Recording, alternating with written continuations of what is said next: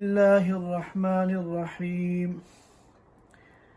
الحمد لله نحمده ونستعينه ونستغفره ونؤمن به ونتوكل عليه ونعوذ بالله من شرور أنفسنا ومن سيئات أعمالنا.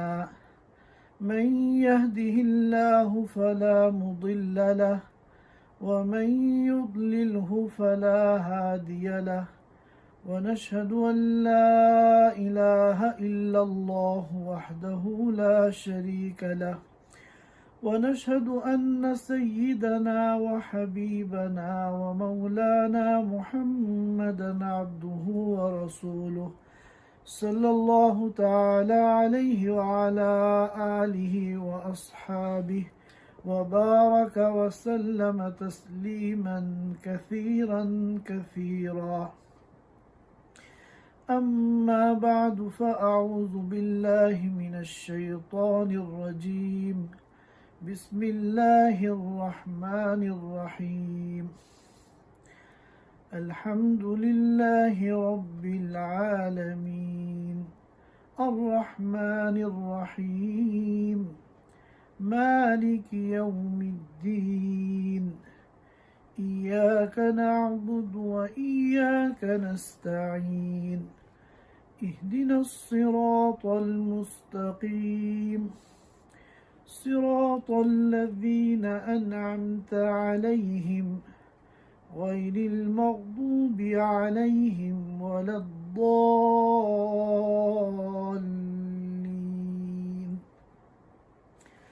صدق اللہ العظیم. حضرات سامعین کرام، پچھلے 7 مہینوں سے ماہ فروری کے پہلے ہفتے سے ہم لوگ مسلسل اصلاحی موضوعات پر گفتگو کر رہے ہیں. ہر ہفتے ہماری یہ کوشش ہوتی ہے کہ ایسے اصلاحی مضمون کا انتخاب کیا جائے جس کا ہماری 24 گھنٹے کی عملی زندگی سے تعلق ہے، تاکہ ہماری یہ 24 گھنٹے کی زندگی اللہ اور اس کے رسول صلی اللہ علیہ وسلم کی مرضی کے مطابق گزرے. چنانچہ اس سلسلے کے بہت سے مضامین اللہ پاک کی توفیق سے ہمارے سامنے آ چکے ہیں، اور ابھی ایک بہت بڑا ذخیرہ اصلاحی مضامین کا باقی ہے، جس پر انشاءاللہ ہم اللہ تعالیٰ کی توفیق سے گفتگو کریں گے اور ان کو قرآن اور حدیث کی روشنی میں سمجھنے کی اور اپنی عملی زندگی میں ان کو زندہ کرنے کی کوشش کریں گے. میں یہ چاہتا ہوں کہ قرآن کریم کی جو سب سے زیادہ پڑھی جانے والی سورت ہے وہ سورۃ الفاتحہ ہے.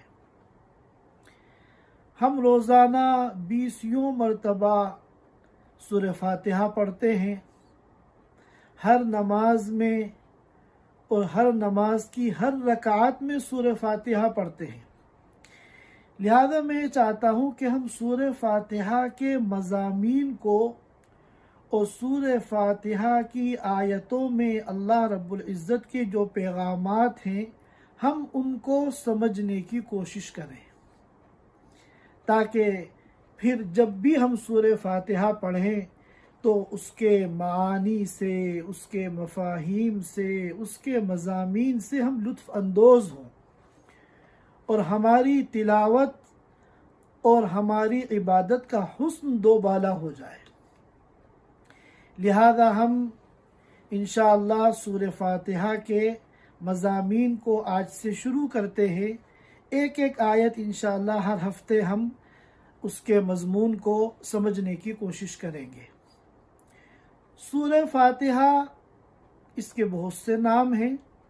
عام طور پر ہم لوگ سورہ فاتحہ کہتے ہیں، ورنہ اس کا ایک نام فاتحۃ الکتاب ہے، ایک نام ام الکتاب ہے، ایک نام उम्मुल कुरान है, एक नाम अस्सबउल मसानी है, एक नाम सूरतुल हम्द है, और भी इसके अलावा मुतअद्दिद नाम हैं इस सूरत के।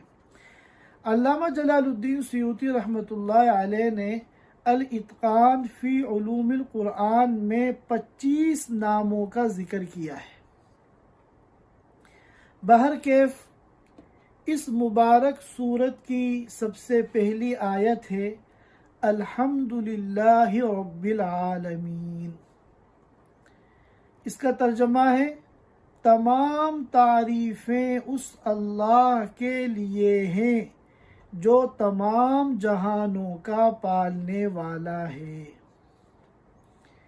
इस आयत करीमा में जो बज़ाहिर बहुत मुख्तसर है, मज़ामीन का एक समंदर है,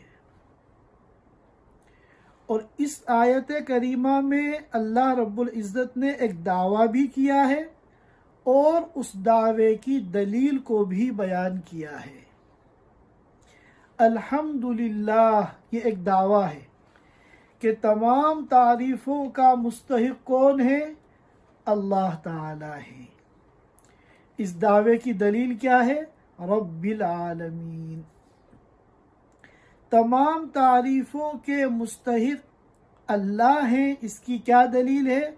इसकी दलील ये है कि अल्लाह ताला ही तमाम जहानों के पालनहार हैं, तमाम जहानों को पालने वाले हैं, तमाम जहानों के खालिक, तमाम जहानों के मालिक, तमाम जहानों के राज़िक़ और तमाम जहानों के मुतसर्रिफ़, यानी तमाम जहानों के इंतज़ाम को चलाने वाले अल्लाह रब्बुल इज़्ज़त हैं। आलमीन ये आलम की जमा है, और आलम के माना आते हैं जहान। आलम इंसान, इंसानों का जहान, आलम जिन्नात, जिन्नात का जहान, आलम हैवान, जानवरों का जहान, आलम जिबाल, पहाड़ों का जहान, आलम बिहार, समंदरों का जहान, आलम शम्स, आलम कमर, आलम कवाकिब, सितारों का जहान। बेशुमार जहान अल्लाह रब्बुल इज़्ज़त ने पैदा फरमाए हैं। कुछ को तो हम जानते हैं और बहुत से जहान ऐसे हैं जिनको हम जानते ही नहीं। बहरहाल वो तमाम जहान, चाहे हम उनको जानते हों या न जानते हों, सबके जो खालिक हैं वो अल्लाह ताला हैं। तो तमाम जहानों का पैदा करना ये दलील है इस बात की कि अल्लाह ताला तमाम तारीफ़ों के मुस्तहिक़ हैं।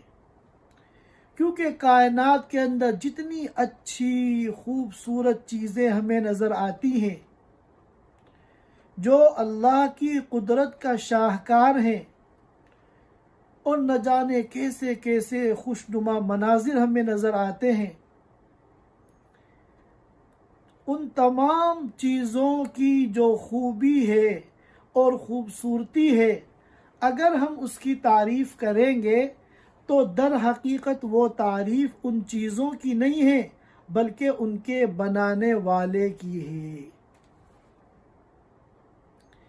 दुनिया में हम किसी भी खूबसूरत चीज़ की अगर तारीफ़ करते हैं तो दर हकीकत उस चीज़ की तारीफ़ नहीं होती है, वो उसके बनाने वाले की तारीफ़ होती है। आपको चाय पेश की गई और आपने चाय की जैसे ही पहली चुस्की ली, आपको मज़ा आ गया। इतनी आला किस्म की उम्दा चाय एक ज़माने से आपने नहीं पी। अब आप उस चाय की तारीफ़ कर रहे हैं। तो जब आप उस चाय की तारीफ़ कर रहे हैं तो दर हकीकत आप चाय की तारीफ़ नहीं कर रहे हैं बल्कि चाय बनाने वाले की तारीफ़ कर रहे हैं। इस चाय की उम्दगी में जो कमाल है वो बनाने वाले का है, इस चाय का कमाल नहीं है। क्योंकि ये चाय जो है ये तो पत्ती, पानी, दूध और चीनी का मजमुआ है। ये चार चीज़ें अगर किसी और को दे दी जाए कि तुम चाय बना के लाओ, पता नहीं कैसी चाय बना के लाएगा। معلوم ہوا کہ سارا کمال جو ہے وہ بنانے والے کا ہوتا ہے۔ آپ نے بہت خوبصورت بلڈنگ دیکھی، بہت خوبصورت عمارت دیکھی، آپ اس کی تعریف کر رہے ہیں، تو جب آپ اس بلڈنگ کی تعریف کر رہے ہیں تو در حقیقت آپ اس بلڈنگ کی نہیں بلکہ اس بلڈنگ کو بنانے والے جو معمار ہیں، کنسٹرکشن کمپنی ہے، آپ اس کی تعریف کر رہے ہیں، کیونکہ جس مٹیریل سے یہ بلڈنگ بنی ہے اگر کسی اور کو یہ مٹیریل دے دیا جائے کہ تم بلڈنگ بناؤ تو وہ پتہ نہیں کیسی بلڈنگ بنائے۔ تو اصل جو تعریف ہوتی ہے وہ بنانے والے کی ہے۔ اب یہاں پر رک کر ایک بات سمجھ لیے، تعریف بعض مرتبہ تو چیزوں کی ہوتی ہے اور بعض مرتبہ تعریف کاموں کی ہوتی ہے۔ بہت سی خوبصورت چیزیں ہمیں نظر آتی ہیں صبح سے لے کے شام تک، ہم ان کی تعریف کرتے ہیں، یہ تو چیزیں ہیں، اور بہت سے کام ایسے ہوتے ہیں، بہت سے کارنامے ایسے ہوتے ہیں کہ جن پر تعریف کی جاتی ہے، غریبوں کی مدد کرنا، حسن سلوک کرنا، تعلیم میں اعلیٰ نمبرات حاصل کرنا، دنیا میں بہت سے اچھے کام ہیں، ان اچھے کاموں کی بھی تعریف ہوتی ہے۔ اور یاد رکھیے جس طرح تمام چیزوں کے خالق اللہ تعالیٰ ہیں، اسی طرح تمام جو بندوں کے افعال ہیں، بندوں کے جو کام ہیں، مثلا ہمارا اٹھنا، بیٹھنا، کھانا، پینا، سونا، جاگنا، پڑھنا، لکھنا، جتنے بھی صبح سے لے کے شام تک بندے، بلکہ بندوں کے علاوہ اللہ تعالیٰ کی دوسری مخلوقات کوئی بھی کام کرتی ہیں تو ان تمام افعال کے خالق بھی اللہ تعالیٰ ہیں۔ قرآن کریم میں اللہ رب العزت نے فرمایا وَاللَّهُ خَلَقَكُمْ وَمَا تَعْمَلُونَ، اللہ تعالیٰ نے تم لوگوں کو پیدا کیا ہے اور ان کاموں کو بھی اللہ ہی نے پیدا کیا ہے جو کام تم کرتے ہو۔ افعال عباد کے خالق بھی اللہ تعالیٰ ہے، اور یہ مسلمانوں کا اجماعی متفقہ فیصلہ ہے۔ امام بخاری رحمۃ اللہ علیہ نے اس موضوع پر پوری ایک کتاب لکھی ہے، خلق افعال العباد۔ تو معلوم ہوا کہ الحمدللہ رب العالمین میں یہ دعویٰ کیا گیا تھا کہ تمام تعریفوں کے جو حقیقی مستحق ہیں وہ اللہ تعالیٰ ہے، اور تعریفیں جو کی جاتی ہیں وہ چیزوں کی جاتی ہے اور کاموں کی جاتی ہے۔ فلاں چیز بڑی خوبصورت ہے اور فلاں انسان نے بڑا اونچا کارنامہ انجام دیا، اور اللہ تعالیٰ جس طرح چیزوں کے خالق ہیں، پیدا کرنے والے ہیں، اسی طرح بندوں کے افعال کے خالق بھی اللہ تعالیٰ ہیں۔ اور جب کسی کام کی اور کسی چیز کی تعریف ہوتی ہے تو در حقیقت وہ اس کے پیدا کرنے والے کی تعریف ہوتی ہے، اس کے بنانے والے کی تعریف ہوتی ہے، جیسا کہ ابھی مثالوں سے میں نے آپ کو سمجھایا۔ تو الحمدللہ یہ دعویٰ ہے کہ تمام تعریفوں کے مستحق اللہ ہیں، اور رب العالمین یہ اس کی دلیل ہے، کیونکہ دنیا میں جتنی بھی تعریفیں ہوتی ہیں وہ یا تو چیزوں کی ہوتی ہے یا کاموں کی ہوتی ہے، اور چیزوں کے بنانے والے اور ان افعال اور کارناموں کے بنانے والے وہ اللہ تعالیٰ ہیں۔ لہذا در حقیقت جب ہم کسی کے کارنامے کی یا کسی چیز کی تعریف کرتے ہیں تو ہم اس کے بنانے والے کی تعریف کرتے ہیں، وہ در حقیقت تعریف کس کی ہوتی ہے؟ اس کے بنانے والے کی۔ اب یہاں پر ایک اشکال ہوتا ہے، پہلے تو اس اشکال کو توجہ سے سنیے، اس کے بعد اس کے جواب کو سمجھنے کی کوشش کیجیے۔ اشکال یہ ہوتا ہے کہ دنیا کے اندر بہت سے کام تو ایسے ہوتے ہیں جو نہ صرف یہ کہ قابل تعریف نہیں ہے بلکہ قابل مذمت ہے۔ मसलन दुनिया में कत्ल हो रहा है, जुल्म हो रहा है, ज़्यादतियाँ हो रही हैं, नाच गाने हो रहे हैं, शराब नोशी हो रही है, जिनाकारी हो रही है, हक तलफियाँ हो रही हैं। ये सारे ऐसे काम हैं जो न सिर्फ ये कि काबिल तारीफ़ नहीं है बल्कि ये काबिल मज़म्मत हैं। इन कामों के अंदर खैर का पहलू नहीं है बल्कि शर का पहलू है। तो अब ये भी बंदों के अफ़आल हैं, तो ये अल्लाह की तारीफ़ का सबब कैसे बन सकते हैं? अल्लाह तमाम तारीफ़ों के मुस्तहिक़ हैं, इसकी दलील ये अफ़आल कैसे बन सकते हैं? ये तो काबिल मज़म्मत है। तो इसका जवाब ये है कि अल्लाह ताला का कोई भी काम हिकमत और मसलहत से खाली नहीं है। बहुत से काम जिनके अंदर बज़ाहिर हमें शर नज़र आता है, हकीकत में उसके अंदर खैर का पहलू छुपा हुआ होता है। असा अन तकरहू शैअन व हुवा खैरुल लकुम। कितनी मरतबा ऐसा होता है कि एक काम हमें शर नज़र आता है मगर दर हकीकत उसमें हमारे लिए खैर होती है। लेकिन अल्लाह ताला ने चूँकि हमें जो अक्ल दी है वो बहुत थोड़ी सी दी है। इस दुनिया में हमें जो अक्ल दी है थोड़ी सी दी, इल्म दिया थोड़ा सा दिया, समझ दी थोड़ी सी दी, सोचने का जो हमारा दायरा है वो भी बहुत छोटा सा है।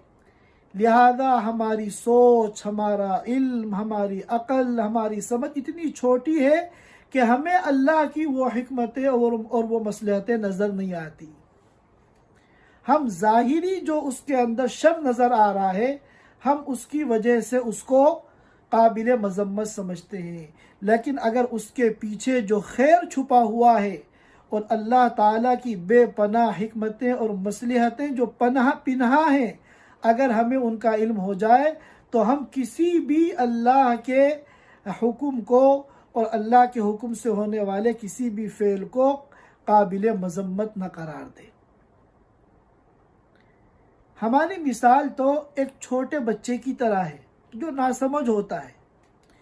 अब एक बच्चा है, उसके हाथ में फोड़ा निकल गया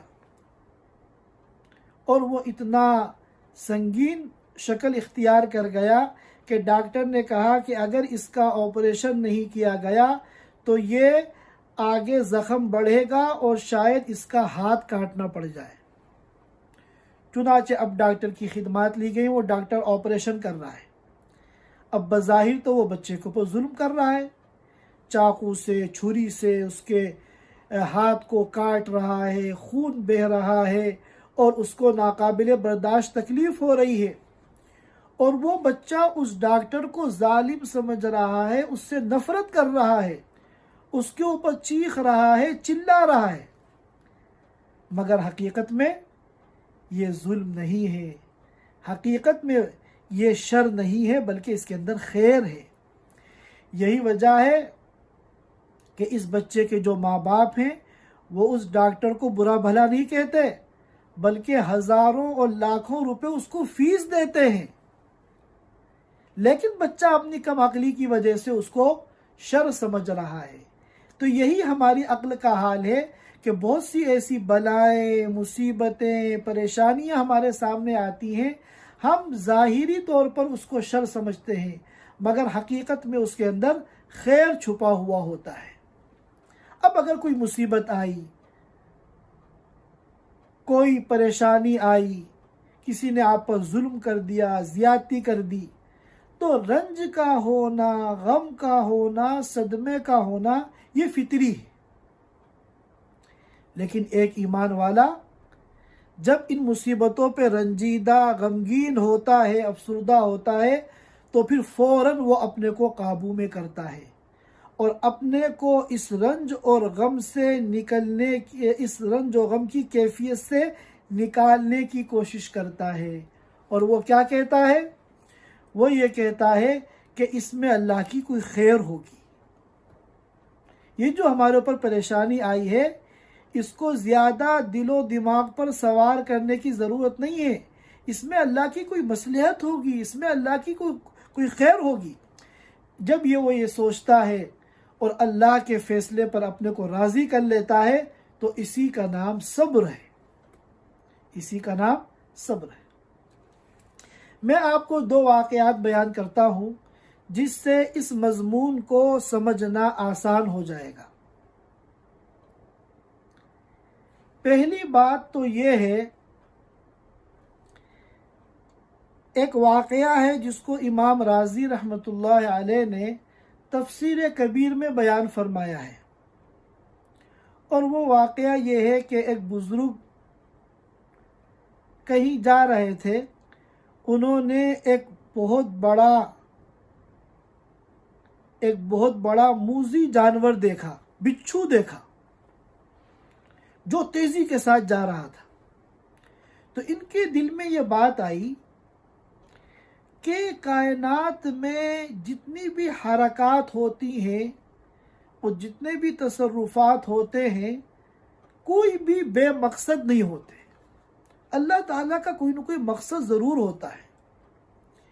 اسی بات کو علامہ اقبال مرحوم نے فرمایا، نہیں ہے چیز نکمی کوئی زمانے میں، نہیں ہے چیز نکمی کوئی زمانے میں، کوئی برا نہیں قدرت کے کارخانے میں۔ کوئی بھی چیز نکمی یعنی بیکار نہیں ہے، جو کچھ کائنات میں ہو رہا ہے وہ اللہ کے علم کے مطابق کسی نہ کسی مقصد اور مصلحت کے پیش نظر ہو رہا ہے۔ چنانچہ اس خطرناک اور موذی اور زہریلے بچھو کو جب انہوں نے تیزی کے ساتھ جاتے ہوئے دیکھا، جس کے وجود میں بظاہر شر ہی شر ہے، خیر کا کوئی امکان نہیں ہے، تو انہوں نے سوچا کہ آج میں اس کا پیچھا کروں گا، دیکھتا ہوں یہ کہاں جاتا ہے، کیا کرتا ہے۔ چنانچہ وہ اس کے پیچھے پیچھے چلنے لگے۔ وہ بچھو تیزی کے ساتھ جا رہا تھا، یہاں تک کہ وہ دریا کے کنارے آ کے کھڑا ہو گیا۔ یہ بھی وہاں پہنچ گئے۔ تھوڑی دیر میں انہوں نے دیکھا کہ دریا میں سے ایک کچھوا آیا اور وہ دریا کے کنارے آ کر اس کے کنارے سے لگ گیا، اور یہ بچھو کود کے اس کچھوے کی پیٹھ پر بیٹھ گیا، اور وہ کچھوا بچھو کو لے کے تیرنے لگا۔ تو ان بزرگ نے کہا، اوہو، اللہ تعالیٰ نے اس کے لیے ٹیکسی کا انتظام کر دیا۔ وہاں ایک چھوٹی سی کشتی تھی، انہوں نے وہ کشتی پکڑی، وہ بھی پیچھے پیچھے چلے، یہاں تک کہ اس کچھوے نے دریا کے دوسرے کنارے پہ اس کو پہنچا دیا۔ وہاں جا کے وہ کنارے سے لگ گیا، اور یہ بچھو کود کر زمین پر چلا گیا، اور پھر تیزی سے آگے جانے لگا، یہ بھی پیچھے پیچھے چلے، یہاں تک کہ ایک درخت کے پاس پہنچے، جس کے سائے میں انہوں نے دیکھا کہ ایک مسافر سو رہا ہے گہری نیند،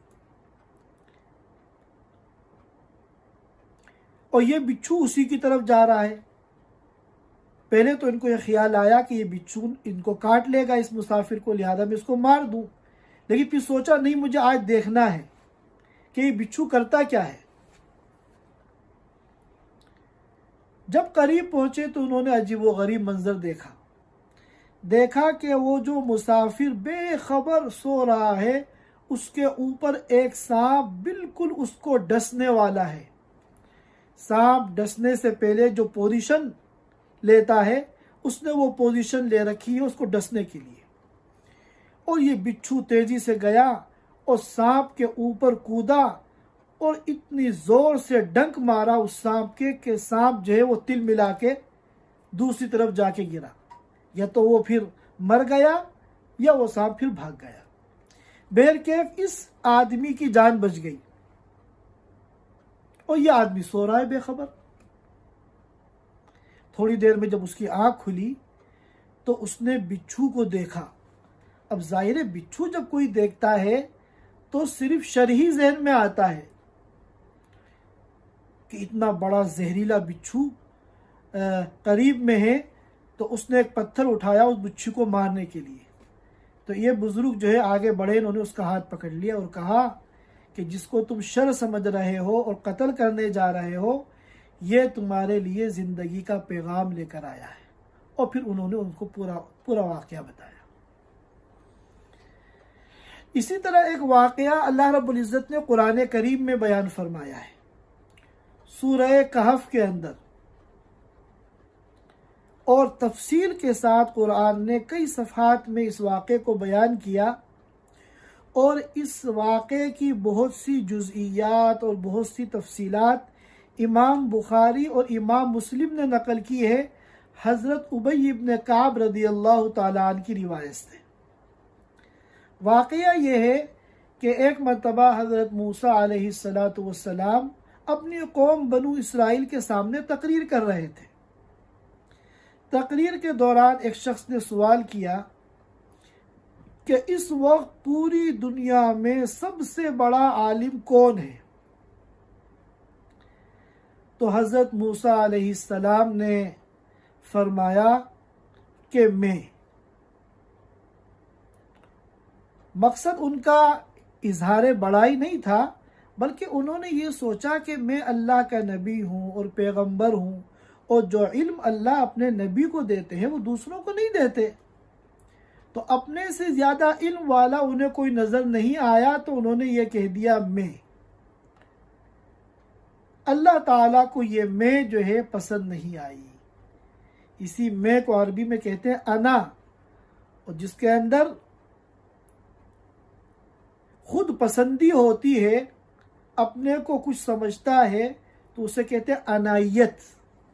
یہ انائیت جو ہے صفت ذمیمہ، یہ انا سے بنی ہے، اور اللہ تعالیٰ اپنے انبیاء کی بھی تربیت فرماتے ہیں۔ چنانچہ اللہ تعالیٰ نے فرمایا کہ نہیں، تم سے بڑا عالم بھی اس دنیا میں موجود ہے، تمہیں یہ نہیں کہنا چاہیے تھا کہ میں سب سے بڑا عالم ہوں، تمہیں اگر نہیں معلوم تھا تو یہ کہتے واللہ عالم۔ حضرت موسیٰ علیہ السلام کو جب یہ بات معلوم ہوئی تو انہیں اپنی غلطی کا احساس ہوا، اور انہوں نے اللہ تعالیٰ سے درخواست کی کہ اے اللہ، میں ان عالم سے ملنا چاہتا ہوں تاکہ آپ نے ان کو جو علم عطا فرمایا ہے وہ علم میں حاصل کروں۔ روایات میں آتا ہے کہ ان عالم کا نام حضرت خضر علیہ السلام، اور پھر حضرت موسیٰ علیہ السلام نے پوچھا کہ وہ عالم کہاں پر ہے؟ اللہ تعالیٰ نے فرمایا کہ ایک مقام ہے جس کا نام ہے مجمع البحرین، دو سمندروں کے ملنے کی جگہ، وہاں پر وہ صاحب تمہیں ملیں گے۔ حضرت موسیٰ علیہ السلام نے کہا کہ میں مجمع البحرین کیسے جاؤں گا، مجھے تو راستے نہیں معلوم۔ تو اللہ تعالیٰ نے فرمایا کہ تم ایسا کرو، سمندر کے کنارے کنارے سفر کرو، اور اپنے ساتھ ایک مچھلی لے لو، ایک مردہ مچھلی لے لو، بلکہ بعض روایات میں آتا ہے کہ وہ مچھلی بھنی ہوئی تھی، اور جہاں سفر کے دوران وہ مچھلی زندہ ہو کر سمندر میں چلی جائے، سمجھ جاؤ کہ یہی مقام مجمع البحرین ہے، وہاں تم ان کو تلاش کرو گے، وہ تمہیں آسانی سے مل جائیں گے۔ اب یہ علامت تو بتا دی مجمع البحرین کی، لیکن کتنا دور ہے یہ نہیں بتایا۔ تو حضرت موسیٰ علیہ السلام نے اپنے خادم سے کہا، وَإِذْ قَالَ مُوسَىٰ لِفَتَاهُ لَا أَبْرَحُ حَتَّى أَبْلُغَ مَجْمَعَ الْبَحْرَيْنِ أَوْ أَمْضِيَ حُقُبًا۔ موسیٰ علیہ السلام نے اپنے خادم سے کہا، جس کا نام روایتوں میں آتا ہے یوشع بن نون، کہ میں نے سفر کی ٹھان لی ہے، اور جب تک میں مجمع البحرین نہیں پہنچ جاؤں گا، اپنے مقصد کو حاصل نہیں کر لوں گا، میں سفر کرتا رہوں گا، چاہے مجھے سالہ سال سفر کرنا پڑ جائے۔ چنانچہ سفر شروع ہوا۔ اس زمانے میں سفر ہوتا تھا، چلتے رہتے تھے، اور جب تھک جاتے تھے تو کسی جگہ پڑاؤ ڈالتے تھے، وہاں اپنی ضروریات کو پورا کرتے تھے، نیند کے تقاضے کو پورا کرتے تھے، اور پھر تازہ دم ہو کے پھر آگے سفر شروع کر دیتے تھے۔ تو اسی طرح سفر جاری تھا، یہاں تک کہ ایک مقام آیا جہاں ایک پتھر تھا، وہاں ان حضرات نے پڑاؤ ڈالا اور اپنی ضروریات کو پورا کیا، اور پھر اسی پتھر پر سر رکھ کے موسیٰ علیہ السلام سو گئے۔ جب موسیٰ علیہ السلام سو گئے تو ان کے خادم یوشع بن نون نے دیکھا کہ مچھلی جو ہے وہ زنبیل میں سے، آج کی زبان میں اگر ہم کہیں ناشتے دان ٹفن میں سے نکل کر عجیب و غریب طریقے سے سمندر کے اندر چلی گئی۔ سمندر میں خود بخود اللہ کے حکم سے ایک سرنگ بن گئی۔ اللہ تعالیٰ نے پانی کے بہاؤ کو روکا اور سرنگ بنی، اور اس کے اندر وہ مچھلی چلی گئی۔ اور یہ مچھلی کیسی تھی؟ بھنی ہوئی، مردہ تھی، اور بلکہ بھنی ہوئی تھی۔ اور بعض مفسرین کی تو یہ رائے ہے کہ اسی میں سے یہ دونوں کچھ کھاتے بھی تھے، آدھی کے قریب اس مچھلی کو کھا بھی چکے تھے، مگر اللہ تعالیٰ کا حکم ہوا، وہ مچھلی جو ہے تر و تازہ ہوئی اور زندہ ہوئی، اور عجیب و غریب طریقے سے سمندر کے اندر چلی گئی۔ یوشع بن نون نے یہ سوچا کہ جب ابھی موسیٰ علیہ السلام سو رہے ہیں، آرام کر رہے ہیں، جب یہ اٹھ جائیں گے تو میں ان کو بتا دوں گا۔ لیکن اللہ کا کرنا کہ جب موسیٰ علیہ السلام اٹھے تو یوشع بن نون ان کو بتانا بھول گئے، اور حسب معمول اٹھنے کے بعد انہوں نے آگے اپنا سفر شروع کر دیا، اور ایک دن اور ایک رات چلتے رہے۔ جب بالکل تھک کے چور ہو گئے تو موسیٰ علیہ السلام نے ایک جگہ پڑاؤ ڈالا اور کہا آتینا غداءنا، لاؤ کچھ کھانے پینے کا سامان لاؤ، لقد لقینا من سفرنا ھذا نصبا، یہ جو ہم نے آخری سفر کیا ہے، آخری پڑاؤ سے ہم نے یہاں تک کا سفر کیا ہے، اس سفر میں تو ہم تھک کے چور ہو گئے۔ اب جب یہ بات کہی موسیٰ علیہ السلام نے تو یوشع بن نون کو یاد آیا، اوہو، قال ارأیت اذ اوینا الى الصخرة فإنی نسیت الحوت وما انسانیہ الا الشیطان ان اذکرہ، کہ جہاں اس سے پہلے آپ نے پڑاؤ ڈالا تھا ایک پتھر کے پاس، وہاں پر مچھلی ہمارے سامان میں سے نکل کر عجیب و غریب طریقے سے سمندر کے اندر چلی گئی تھی، اور میں آپ کو بتانا بھول گیا۔ اور میں کیسے بھولتا؟ یہ تو بہت اہم بات تھی۔ وَمَا أَنسَانِيهِ إِلَّا الشَّيْطَانِ، شیطان نے مجھے بھلا دیا۔ موسیٰ علیہ السلام نے جب یہ سنا تو کہنے لگے اوہو ذَلِكَ مَا كُنَّا نَبْغِي، ارے وہی تو ہماری منزل مقصود تھی، تم نے کیوں نہیں بتایا؟ وہی تو مقام مجمع البحرین تھے، وہیں پر ہمیں حضرت خضر علیہ السلام سے ملنا تھا۔ فَارْتَدَّا عَلَىٰ آثَارِهِمَا قَصَصًا، چنانچہ اپنے نقش قدم کو فالو کرتے ہوئے واپس اس مقام پر آئے، وہاں حضرت خضر علیہ السلام سے ملاقات ہوئی۔ حضرت موسیٰ علیہ السلام نے اپنا مقصد بیان کیا، هَلْ أَتَّبِعُكَ عَلَىٰ أَن تُعَلِّمَنِ مِمَّا عُلِّمْتَ رُشْدًا، کیا میں آپ کے ساتھ کچھ وقت گزار سکتا ہوں تاکہ جو علم اللہ نے آپ کو عطا فرمایا ہے وہ علم میں بھی حاصل کر سکوں۔ تو حضرت خضر نے فرمایا اِنَّكَ لَن تَسْتَطِيعَ مَعِيَ صَبْرًا، کہ تم میرے ساتھ صبر نہیں کر پاؤ گے، میرے ساتھ تمہاری دال نہیں گلے گی، کیونکہ حضرت موسیٰ علیہ السلام جو تھے وہ نبی تھے، اور نبی جو ہوتا ہے وہ شریعت کا امام ہوتا ہے، اور ان کو جو اللہ تعالیٰ نے ان کو جو علم دیا تھا وہ تکوینی علم تھا، تکوینیات کا علم تھا۔ وہ ہر کام کے پیچھے جو اللہ کی مصلحتیں ہوتی ہیں، حکمتیں ہوتی ہیں، جو عام انسانوں اور بندوں کو معلوم نہیں ہوتی، وہ علم اللہ نے ان کو عطا فرمایا تھا۔ تو انہوں نے فرمایا کہ تم میرے ساتھ صبر نہیں کر پاؤ گے، اور کیسے صبر کرو گے ان باتوں پر جن کا تمہیں علم ہی نہیں ہے۔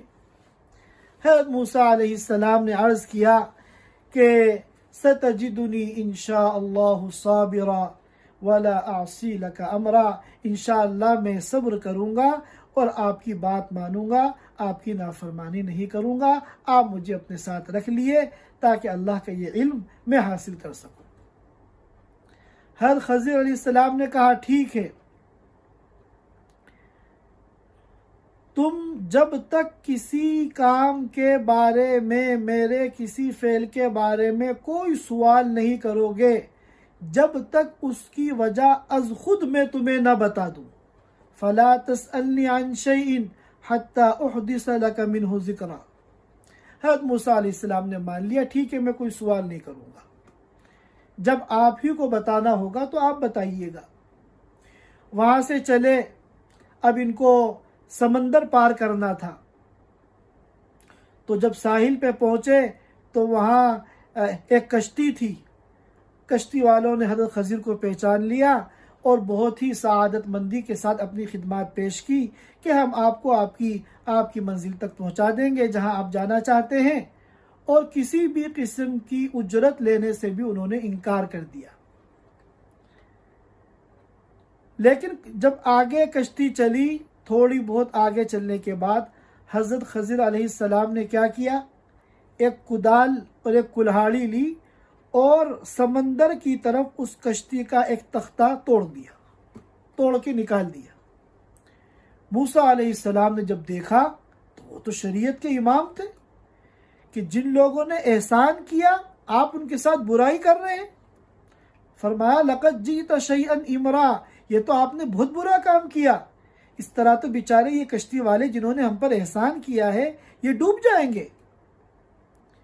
حضرت خضر علیہ السلام نے کہا الم اقل انک لن تستطیع معی صبرا، میں نے کیا نہیں کہا تھا تم سے کہ تم صبر نہیں کر پاؤ گے، میرے ساتھ چل نہیں پاؤ گے۔ حضرت موسیٰ علیہ السلام کو اپنی غلطی کا احساس ہوا اور ان کو اپنا وعدہ یاد آیا، تو انہوں نے کہا لا تؤاخذنی بما نسیت ولا ترہقنی من امری عسرا، کہ مجھ سے جو یہ غلطی ہو گئی ہے، بھول ہو گئی ہے، آپ اس پر میری پکڑ نہ کیجئے، کوئی ایکشن نہیں لیجئے، اور انشاءاللہ آئندہ میں احتیاط کروں گا۔ وہاں سے آگے بڑھے تو ایک بستی آئی جہاں کچھ بچے کھیل رہے تھے، انہی میں ایک چھوٹا بچہ تھا خوبصورت سا۔ حضرت خضر علیہ السلام نے اس بچے کو پکڑا، زمین پہ لٹایا اور اس کو ذبح کر دیا، اس کے سر کو تن سے جدا کر دیا، قتل کر دیا۔ یہ منظر جو دیکھا موسیٰ علیہ السلام نے تو ان سے برداشت نہیں ہوا، کہا لقد جئت شیئا نکرا، یہ آپ نے کیا کیا، ایک معصوم کی جان لے لی۔ تو حضرت خضر علیہ السلام نے کہا الم اقل لک انک لن تستطیع معی صبرا، میں نے کہا نہیں تھا کہ تم صبر نہیں کر پاؤ گے اور بار بار اشکال کرو گے، سوال کرو گے۔ تو اب موسیٰ علیہ السلام نے وعدہ نہیں کیا کیونکہ ان کو اندازہ ہو گیا کہ میرا ان کا ساتھ بہت مشکل ہے۔ اب موسیٰ علیہ السلام نے یہ کہا ٹھیک ہے آئندہ اگر میں سوال کروں تو آپ کو حق ہے کہ آپ مجھ کو پھر الگ کر دیں۔ چنانچہ آگے بڑھے، ایک بستی میں پہنچے، ان دونوں کو بھوک لگ رہی تھی، انہوں نے بستی والوں سے کہا کہ بھائی ہماری مہمان نوازی کرو، کچھ کھلا دو ہمیں۔ بستی والے جو تھے وہ بد مزاج تھے، بد اخلاق تھے، غیر مہذب تھے، انہوں نے کچھ بھی کھلانے پلانے سے انکار کر دیا۔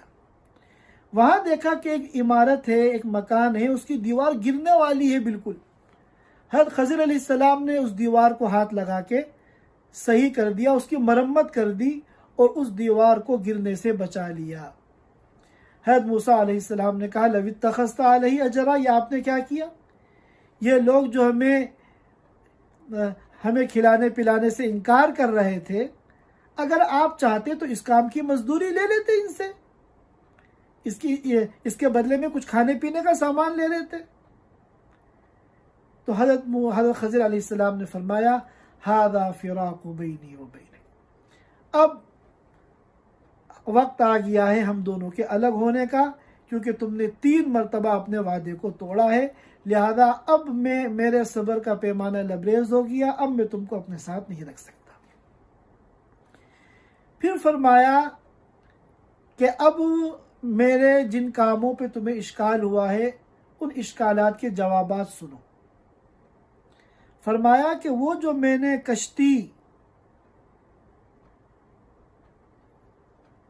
کشتی کی لکڑی توڑی تھی وہ در حقیقت کشتی کچھ مساکین کی تھی، چند مسکین لوگوں کی تھی۔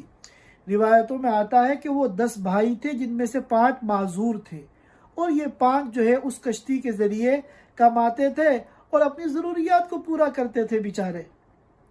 اور جہاں یہ کشتی جا رہی تھی وہاں ایک بادشاہ رہتا ہے جو ہر صحیح سالم کشتی کے اوپر ظلماً قبضہ کر لیتا ہے، تو اس لیے میں نے اس کے اندر ایک چھوٹا سا عیب کر دیا جس کو بعد میں وہ ٹھیک بھی کر سکتے تھے، تاکہ بادشاہ اس عیب کو دیکھ کر ان کی کشتی نہ لے اور ان بیچاروں کا جو روزگار ہے وہ چلتا رہے۔ تو بظاہر تمہیں لگ رہا ہے کہ میں نے ان لوگوں پہ ظلم کیا ہے، حقیقت میں ظلم نہیں، میں نے ان کے اوپر احسان کیا ہے، ان کی کشتی کو بچایا ہے۔ پھر جب میں نے اس بچے کو قتل کیا تو یہ بچہ ایسا ہے کہ جن کے ماں باپ ایمان والے اور نیک ہیں، لیکن یہ بچہ جو اس وقت تو بچہ ہے، لیکن اگر یہ بڑا ہوگا تو یہ سرکشی کرے گا اور کفر کرے گا، اور عین ممکن ہے کہ اس کے کفر کی وجہ سے ان کے ماں باپ بھی کفر میں مبتلا ہو جائیں۔ لہذا میں نے اس بچے کو ابھی مار کر اس کو بھی جہنم کی آگ سے بچا لیا اور اس کے ماں باپ کے ایمان کو بھی بچا لیا۔ اور پھر تیسرا جو واقعہ پیش آیا تو فرمایا کہ جس بستی والوں نے ہمیں کھلانے پلانے سے معذرت کی تھی، انکار کیا تھا، وہاں جو یہ دیوار گر رہی تھی، اس دیوار کی تہ میں 2 یتیم بچوں کا مال تھا، خزانہ تھا۔ روایتوں میں آتا ہے کہ سونا اور چاندی تھا۔ اگر اب یہ دیوار گر جاتی تو یہ سارے بستی والے ان یتیم بچوں کے مال پر قبضہ کر لیتے اور وہ بچے محروم رہ جاتے۔ میں نے اس دیوار کو صحیح کر دیا تاکہ جب یہ بچے بڑے ہوں تو بڑے ہو کر اپنا مال نکال کر اس سے اپنی ضروریات کو پورا کریں۔ اور فرمایا وما فعلتہ عن امری، یہ میں نے اپنی مرضی سے نہیں کیا، یہ سب میں نے اللہ کے حکم کے مطابق کیا۔ تو معلوم ہوا اللہ تعالیٰ کا اس دنیا میں جو کچھ ہوتا ہے وہ سب کچھ اللہ تعالیٰ کی تعریف کا سبب ہے۔ جو چیزیں اچھی نظر آتی ہیں وہ تو اچھی ہے ہی، قابل تعریف ہے، اور ان تمام چیزوں کا بنانے والا اللہ ہے، لہذا جب ان کی تعریف ہوئی در حقیقت وہ اللہ کی تعریف ہوئی۔ جو بظاہر ہمیں برائیاں نظر آ رہی ہیں، شر نظر آ رہا ہے، ان کے یہ بھی قابل تعریف ہیں، ان کے ذریعے بھی یہ بھی سبب ہے اللہ کی تعریف کا۔ کیوں؟ اس لیے کہ بظاہر ہماری اپنی محدود علم کے اعتبار سے ہمیں شر نظر آ رہا ہے، لیکن حقیقت کے اعتبار سے اس کے اندر حکمتیں اور مصلحتیں ہیں۔ اور اللہ رب العزت نے فرمایا کہ یہ جو پریشانیاں آتی ہیں، یہ جو مصیبتیں آتی ہیں، یہ بندوں کو آزمانے کے لیے اللہ تعالیٰ لاتے ہیں۔ وَلَنَبْلُوَنَّكُمْ بِشَيْءٍ مِّنَ الْخَوْفِ وَالْجُوعِ وَنَقْصٍ مِّنَ الْأَمْوَالِ وَالْأَنفُسِ وَالثَّمَرَاتِ وَبَشِّرِ الصَّابِرِينَ، کہ ہم آزماتے ہیں مصیبت میں ڈال کر، کبھی ہم خوف کا ماحول پیدا کرتے ہیں، ڈر اور خوف پیدا کرتے ہیں، کبھی جوع اور بھوک پیدا کرتے ہیں، کبھی جان اور مال کا نقصان کرتے ہیں، کبھی پیداوار کے اندر کمی کرتے ہیں۔ مختلف طریقوں سے بندوں پر مصیبتیں لا کر ہم اس کو آزمائش میں ڈالتے ہیں، امتحان لیتے ہیں۔ اب جو بندے یہ کہتے ہیں کہ ہم اللہ کے فیصلے پر راضی ہیں، اللہ نے جو بھی کیا ہے، چاہے ہمیں بظاہر ایک مصیبت نظر آئے، اس میں اللہ کی یقیناً کوئی نہ کوئی حکمت ہے، کوئی نہ کوئی مصلحت ہے، اور نہ جانے کتنے خیر کے پہلو اس کے اندر چھپے ہوئے ہیں۔ تو جو اللہ کے بندے اس پہ صبر کر لیتے ہیں، یہ سوچ کر ان کے بارے میں حکم ہوا وَبَشِّرِ الصَّابِرِينَ، اور ان صبر کرنے والوں کو آپ خوشخبری سنا دیجئے۔ کون؟ کہ الذین اذا اصابتہم مصیبہ، کہ جن کے اوپر کوئی مصیبت نازل ہوتی ہے تو وہ کیا کہتے ہیں؟ بجائے جزا فضا کرنے کے، رونے دھونے کے، ہنگامہ کرنے کے، چیخو پکار کرنے کے، رنج کو اور غم کو اپنے اوپر مسلط کرنے کے، وہ کیا کہتے ہیں؟ انا للہ و انا الیہ راجعون۔ جو آنے والی مصیبتوں پہ یہ کہتے ہیں انا للہ و انا الیہ راجعون، اور صبر کرتے ہیں، ان کو جو ہے خوشخبریاں سنائی جاتی ہیں۔ تو یہ الحمدللہ رب العالمین کا خلاصہ ہے کہ الحمدللہ ایک دعویٰ ہے کہ تمام تعریفوں کے مستحق صرف اور صرف اللہ تعالیٰ ہے۔ کیوں؟ اس لیے کہ وہ تمام جہانوں کے پیدا کرنے والے ہیں۔ اب اگر تمام جہانوں میں کسی چیز کی اور کسی کام کی تعریف ہوتی ہے تو چونکہ اس کے خالق اللہ ہے، لہذا ان تمام تعریفوں کے مستحق اللہ تعالیٰ ہے۔ اللہ تعالیٰ ہم سب کو قرآن کریم کی آیات اور اس کے مضامین کو سمجھنے کی توفیق عطا فرمائے اور قرآن کے مطابق زندگی گزارنے کی توفیق عطا فرمائے۔ وآخر دعوانا ان الحمد للہ رب العالمین۔